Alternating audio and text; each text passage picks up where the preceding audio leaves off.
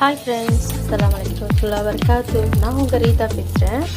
இன்றைக்கி என்ன ஐட்டம் பண்ணுறேன் அப்படின்னா, கோழித்துக்கு சமையல் மட்பூஸ் தான் பண்ணுறேன். இது வேறு ஒன்றும் இல்லை ஃப்ரெண்ட்ஸ், கொஞ்சோண்டு பூண்டு தட்டி போட்டு மேஜின், உங்களுக்கு எல்லாருக்குமே தெரியும், தக்குன்னு சொல்லுவாங்க.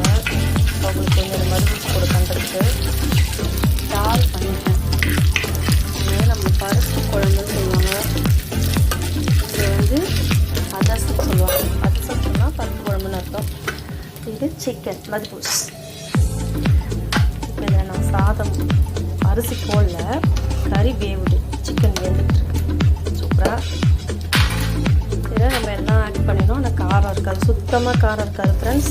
உப்பு கொஞ்சம் மசாலா ஐட்டம்ஸ் தான் இருக்கும். இதுதான் அந்த புட்டு.